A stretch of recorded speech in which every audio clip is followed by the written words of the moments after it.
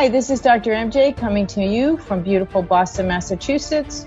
This is the Women in Dentistry podcast, where we feature women in dentistry making waves and leading the industry through the next decade. I am your host, Dr. Mary Jane Hanlon, a former dental assistant, dental hygienist, and now dentist.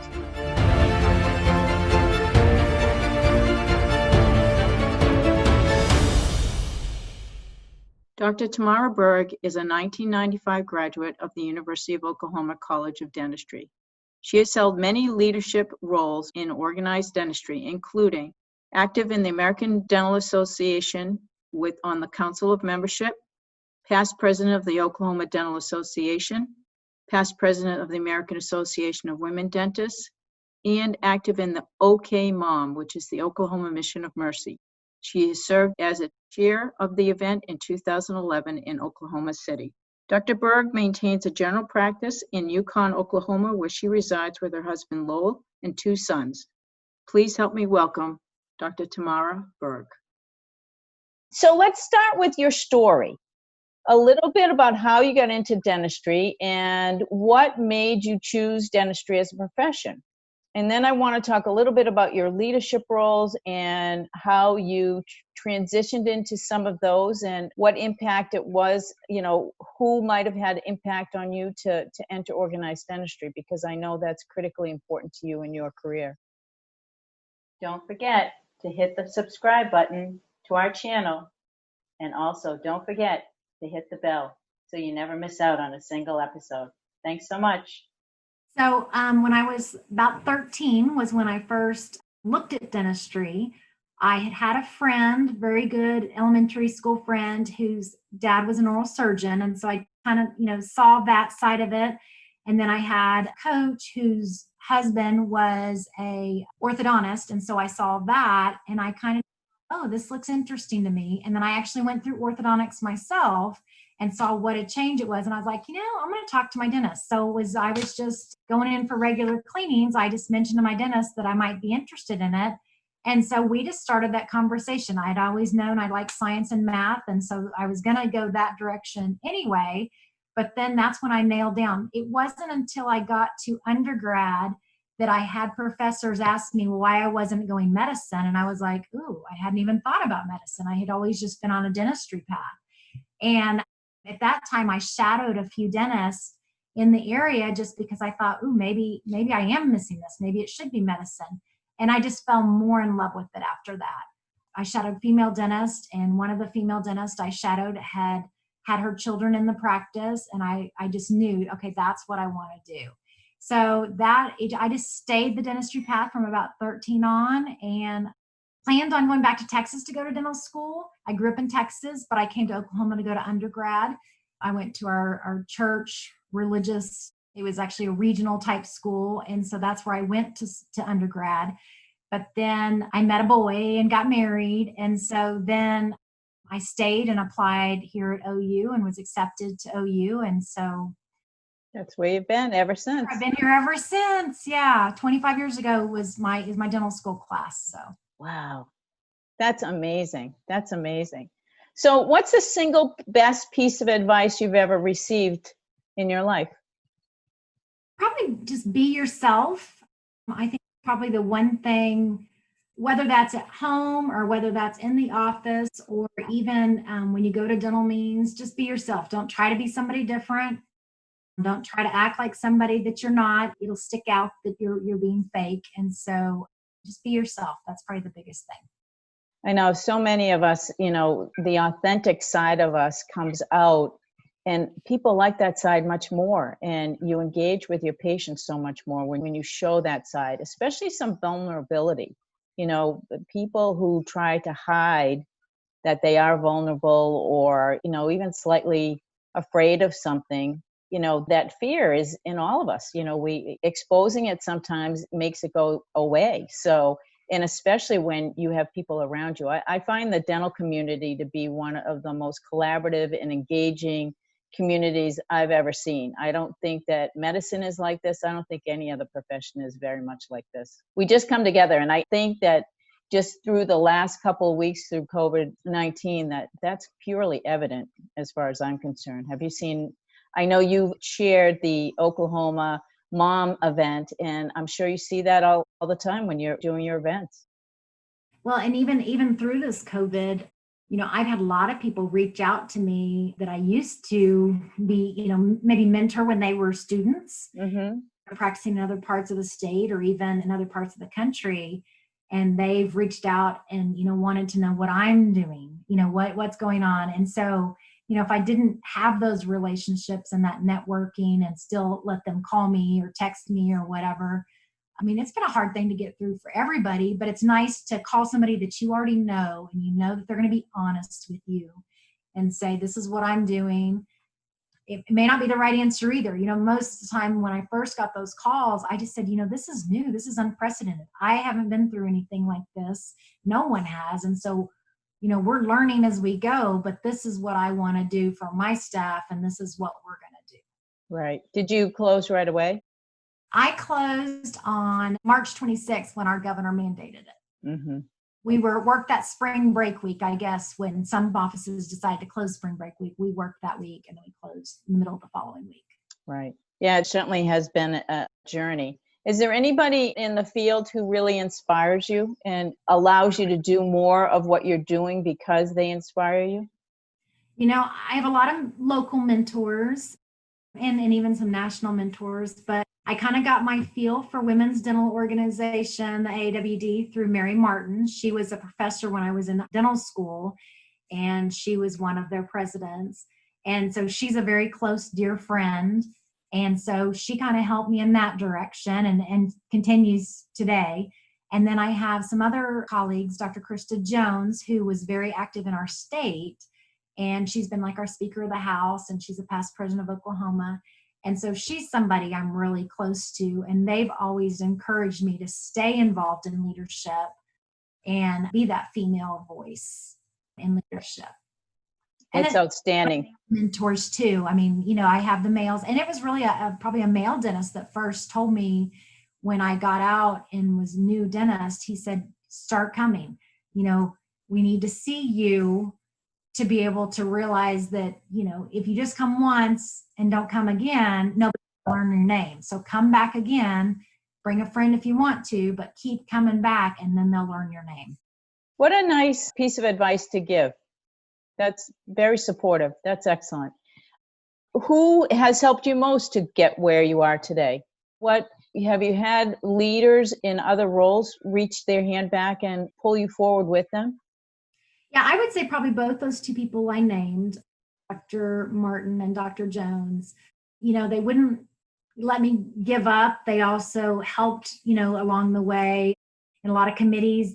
They might have been the chair of a committee and they got me on the committee so that I would see what the committee was like and that sort of thing. So both as a friend, but also as somebody who was trying to groom me, maybe for more leadership positions. I remember that was the first time we met was when you were president of AAWD.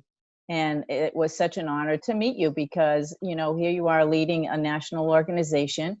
It's not easy to do. It's a very busy year. I'm sure it was full of experiences and adventures. Some may not have been as good as others, but, sure enough, you just stay the path. And it was really an exciting time for me to meet you. Thank you. Oh, you're welcome. So where do you think private practice is going at this point? Do you have any idea or any thoughts on private practice versus group practices? I know that, Massachusetts is a little bit different than Oklahoma, but where is it going in Oklahoma? Are you seeing a lot of group practices come in? It's been really interesting because what we're seeing is that we have some of the younger graduates are buying up multiple practices and hiring associates to work at those different practices. That's really new to us. That's kind of been interesting to watch that happening. I'm not really completely sure what their, long-term is, if they're going to rotate through some of those offices or if they're just going to have associates at some of the offices and they have the main name. It's really fresh and new. And so everybody's just kind of waiting to watch and see. I'm far enough away from Oklahoma City. I'm about 20 miles, 20 miles, that we're really a smaller town. And Most of what's in our town are private practices or two dentist practices, that sort of thing. We have a couple chains out here, the corporate practices that have started, but it's mostly still private offices. Now, do you have any young women coming into your area that you kind of mentor? And, what kind of advice would you give a young dentist today? Now, let's kind of keep COVID-19 aside because that's affecting things differently. But given our circumstances before, I call it March 16th because that's when everything for us started to shut down. But before March 16th, what was the environment like in Oklahoma for a young dentist setting up a practice? And if they set up a practice, would it be better for them to do it from scratch or buy an existing? We have a lot of retiring dentists in the area. Mhm. And so I would say probably right before COVID, it was probably buy an existing practice so that you would have the patient base and maybe not all the expenses with equipment and that sort of thing. And good cash flow. An associate, first for a little while first too. I think probably the biggest advice to give someone starting out is make sure you have a mentor that you can ask questions to. It could be a staffing question. I've gotten text over staffing questions. I've gotten text over clinical questions. Just find somebody that you can totally pick up your phone and text them in the middle of the day and say, I'm having trouble with this bleeding. What do you recommend? Or, I just had a staff member go off on me. What do I do next? And so if you don't have somebody who can help you with those answers, you're going to struggle. You need to have somebody that you can ask those questions to, and I don't look down on any of them for stopping and asking me those questions. I want to be there to help. I want them to be as successful as I have been. Sure. It's interesting that I find that young dentists need that mentorship very early on and need it for a couple of years because they need, I feel there's a gap in our educational model that we spend way too much time, and I know it's necessary. I'm not discounting it at all, but too much time on the academic side and not as much time on preparing them for private practice. Especially we still make them do 3-hour appointments, fourth year, and that 3-hour appointment doesn't serve them well on helping them increase their speed or see more patients and have more experiences before they walk out. So I think that it truly is important to have a mentor and really good piece of advice. Have you ever had an aha moment that you realized you were doing exactly what you were meant to be doing?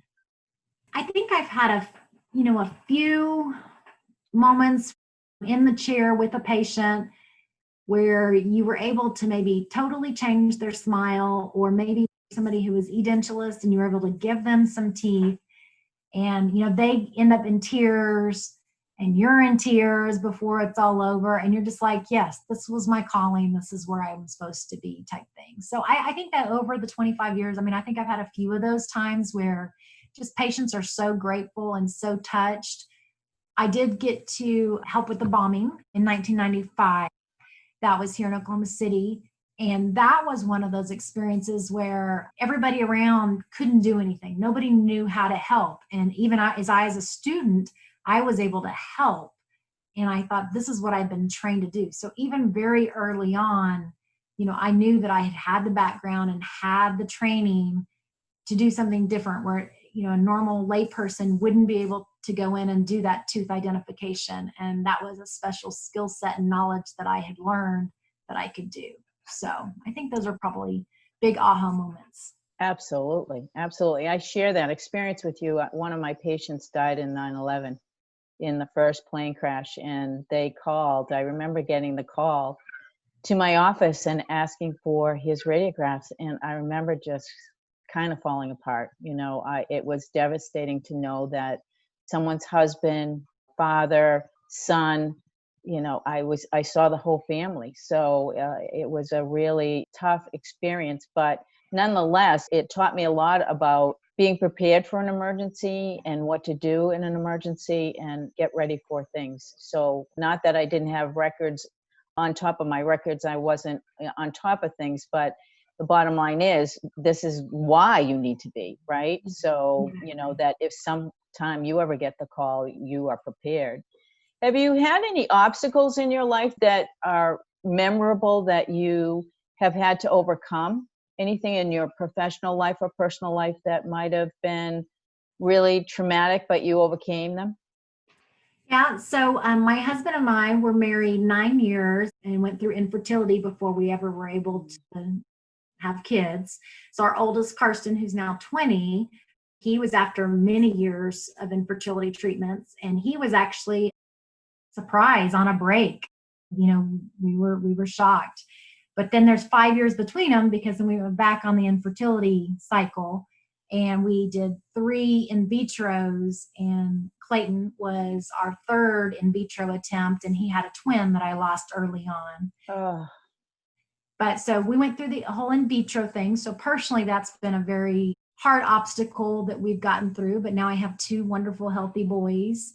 As far as professionally, had litigation against me that went to trial, and it all started in 2007. So I had been practicing quite a few years. I started in 95. So I had been practicing 12 years before that happened. But it didn't go to trial until 2011, which was the year president of the state of Oklahoma's Dental Association. So the timing of that was, of all the years that this goes to trial, is the year that I'm also doing the presidency thing. So I had to go through that same year. Ended up winning after a couple hours of a jury decision, and actually got multiple new patients that were on the jury that started coming to me after the trial. So kind of funny how it all worked out, but it was a lot of stress.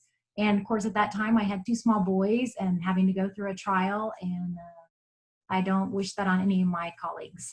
not at all. Not at all. So tell us what you did to help balance bringing up your children when they were younger.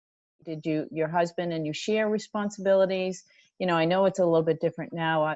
My daughter and her husband, it's a newer generation, and they co-parent beautifully. I mean, it's so wonderful to see. But it wasn't very common back, you know, 90s and not later. So when my oldest was born, he came to the office with me for the first 18 months, and I hired college students to nanny or watch him while I worked on patients. And that was wonderful. And then he got kicked out and had to go to home care because he was too busy around the office. My younger son, I had to have a C-section. I was on bed rest. There was a troubled pregnancy towards the end. So he actually spent a week in NICU, and then he came to the office for about 5 or 6 months with a heart monitor for a little while. And so, again, I hired a college student who was a nursing student to come over and watch him, was how we did that. But then as they grew up, thankfully, you know, I was able to be around most evenings. I would get either a babysitter, or my husband was available to keep them when they were small so that I could go to the dental meetings. That was kind of my one out, was, you know, to go to our monthly or quarterly type meetings. And so I would find a sitter that would help do that. But I stayed very active, being the mom, you know, of the classroom, but, you know, the homeroom mom, trying to do that, trying to be involved in their class parties. As they got older and got into sports, tried to make sure I blocked off my schedule so that I could go to their sporting events. So I tried to stay very, very active in their lives by doing that. So, but my husband is around. He travels a lot now, but early years he was around and he was super helpful. Oh, that's awesome. That's awesome. I don't know how some women do it. I do have a lot of students in dental school. In fact, I had a classmate who had 5 children by the time she graduated with me. I don't know how she did it, but it, you know. So when you reflect back, would you describe yourself as a confident woman when you were younger? As a young woman, were you confident in your abilities? And if so, what contributed to that? I would say my confidence didn't come at all until after orthodontics. You know, that whole fixing of the smile really changed me on a path. Through that point on, I'd say, you know, maybe freshman year of high school on, I got really involved in leadership and did the class president and all that kind of stuff. And so it kind of just changed. I started to be much more outgoing, whereas prior to orthodontics, just my self-esteem wasn't there at all. And so from that moment on, I think that just kind of changed. In undergrad, I stayed very involved in student council and things like that. And then even in dental school, I was real involved.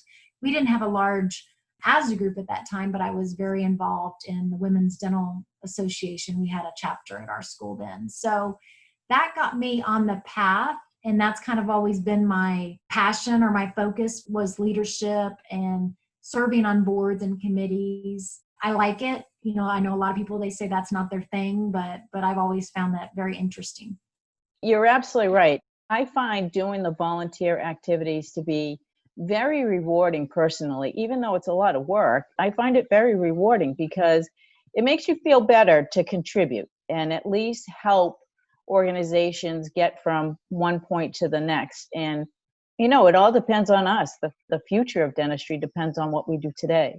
I have a saying that the choices you make today make tomorrow.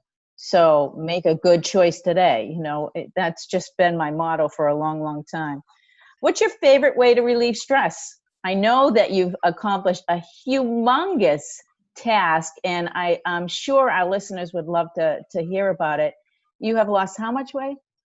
I've lost about 35 pounds now. Unbelievable. It's so, you know, everybody says, you know, after 50 or even your late 40s, 30s, I can't lose any weight, but you did it. And congratulations. Good Thank for you. you. So tell us a little bit about that journey, because that's a fascinating journey, I'm sure. Yeah, it all started last summer. I just started walking, and I got a new pair of the AirPods, you know, that were so popular. And I just started walking. So I started doing 2.5 miles every morning before I went to the office. And then at night, I would do another 2.5. And then as it got into winter and the weather got bad, we did have a treadmill. And so I just tried to keep up with that and continue that. Tried some different, you know, eating things too. But it was really the walking. And I am not a runner. I don't claim to ever be a runner. But it was just the constant walking. And it's kind of a real release time. You know, I listen to music. I may read as I walk. It's my time. I get to see a lot of beautiful sunrises and a lot of beautiful sunsets. And so it's just walking the neighborhood and trying to get, you know, at least 2.5, maybe 5 miles every day in.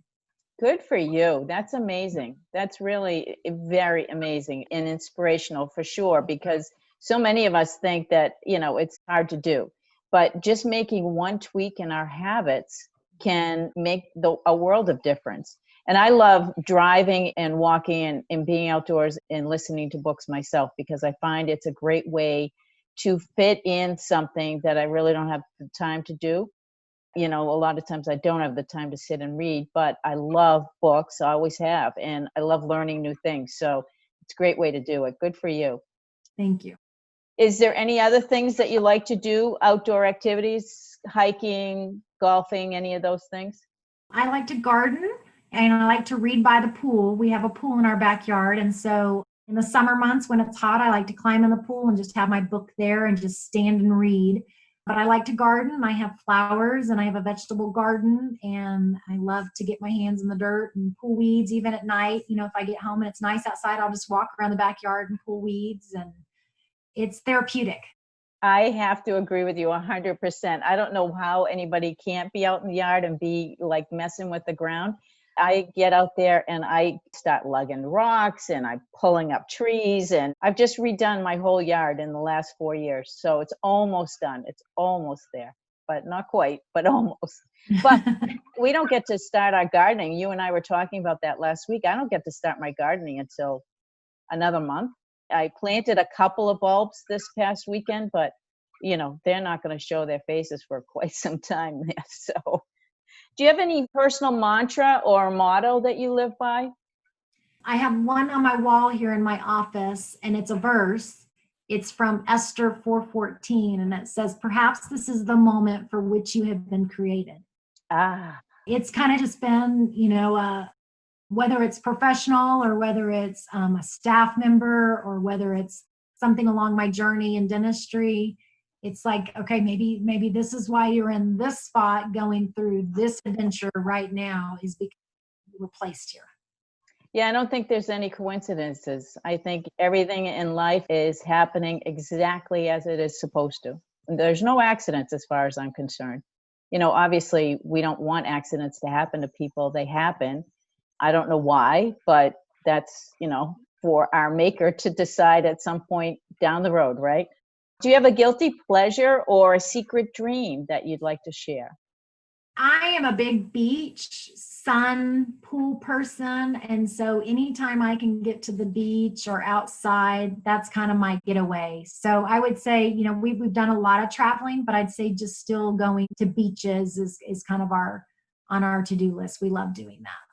And you don't have any Supposed to beaches be at in all. St. Kitts. Yeah. No beaches near us. We're supposed to be leaving for St. Kitts this weekend and it got canceled due to COVID. So Oh, I'm so sorry to hear that. Well, if you ever want to come to Kennebunkport, Maine, you're more than welcome. We're right down the street from the beach. We got plenty of beaches up there. When you look back, is there anything in your life that created who you are that you can think of that, made you the person that you are today? I don't know if there was any just one event. I mean, I think, I had a lot of siblings. I had 2 brothers and 2 sisters growing up. So I think that shaped me a little bit. I think going away for college was something that shaped me quite a bit. So I was 6 hours away. I couldn't just run home. If it got tough, I was far enough away that I had to, tough it out at school. And then dental school, wow, dental school just changes you completely. I mean, it's a marathon and, you have to have very tough and thick skin to get through dental school. And then going through things like going through the Oklahoma City bombing as a young adult and dental student, that definitely shaped me and shaped the way I practice the infertility. So I think it's just been an ongoing, I think I'm more sympathetic because I've been through some of those things, but I'm also maybe more organized because I've been through many of those things as well. And so just like you mentioned about the charting, that was huge. I have always taken incredible records and notes because of going through that experience of having to make that phone call to ask for the chart to be read to you and having people say, I don't know what kind of filling was on that tooth. And I'm like, that's not going to help me. I need to know, was it resin? Was it amalgam? Did it cross all the way across? Tell me what surfaces it was. And sometimes they had no idea. And I'm like, okay, can you look at an x-ray and at least kind of give me an idea of what surface that was on? So it just helped me be very, very specific and detailed. I recently went to the 9/11 memorial early this fall, and it was amazing to finally see it. I haven't been able to go all this time because I just felt too emotional to go see it. What was it like to see the Oklahoma memorial once it was completed? I've been out to the exterior memorial and it's just beautiful. And it is a very quiet, peaceful time, especially, going through everything. I have never been able to step foot inside the museum. I actually just had some classmates, we were all talking about that, about how it's been too hard to go back into the museum and to see the pictures and the things that we actually did see from those days. And we talked about it since we just had the 25th anniversary just this past week. We talked about maybe we need to go together as classmates. The time might be right now to go and maybe do it together so that we have each other for support. That's a great idea. I'm positive that it will be so much better if you did it together. Absolutely. Do you have recurring memories of that at all? I mean, I don't, but I don't know. Emotionally, it impacts us all so differently. Yeah, so I worked that very first night. We were in the middle of mock boards the day the bombing happened, and I was in the forensic dentistry elective class. And so I was immediately called down as a senior to that class, and we were told that we would be going that evening to take the records over the phone. So as a person was listed as missing, we called the dentist and said, I need you to go to your office. We're going to go through this chart. This person, reported as missing. And then we had police and highway patrol that went and got the records the following day, but we did it over the phone that first night. Well, also the next morning, because I was in that class, I was one of the first ones in the morgue, and they brought in the children and they brought in the federal agents because it was a federal building. And so, I mean, I have vivid memories of a little girl that had a big crushed skull, and I could see her brain contents. And I mean, it was probably about a 3-year-old little girl. And then I also had a male who was assigned to me that was decapitated. And I remember my instructor, he said, you know, we have to make sure there's no teeth, partial, anything that got imploded. And so I actually had to open the stomach to make sure that nothing had gone down in that could be identifying feature. So it was really interesting. FBI was there. They saw him first, and then medical saw him, and then we saw him last. But I went back 2 other times in the morgue, and it had changed. The smell was more intense, so I remember that. And then also the last time I was in there, it was more about running the pre versus post-mortem records. Mm-hmm. We were taking the post-mortem records, and when you would see a body, and so then the computer would actually try to match them, and so then you'd have to, you know, go and physically pull the pre and the post and try to make a match. And I came across a undergrad classmate's name at that time, and I knew she had been missing, but to that point, I hadn't seen her name in the medical examiner's office. But that particular day, I did see her file and that sort of thing. So I remember those things just like it happened last week. Wow. I mean, I can close my eyes and totally, you know, see all of that. Oh, that's so hard. Thank you for doing what you did. I mean, seriously, I give anyone that can be on a front line, just like our healthcare workers today, anyone that can be on the front line and be brave enough to do that, kudos, because not everybody can do that. And you seem to be, you know, very okay with it today. And I congratulate you, because it's just an amazing feat for you. Good for you. And thank you for helping. Thank you. Anything else you want to share with our listeners? I would just say, you know, if you're setting up a practice or whether you're finishing school, try to get involved. If you're going to a smaller town, try to get involved in your community. Mm-hmm. It's the high school and through sports advertising, or get on maybe like a Lions Club or some sort of Rotary or Chamber of Commerce in your town. Try to get involved in that, because those connections, they may not make you have patients actually just come right in right that minute, but those are the relationships that will build your practice for the future.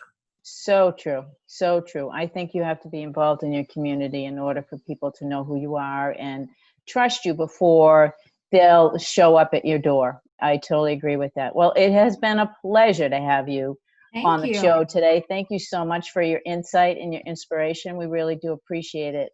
And I will see you at our next meeting.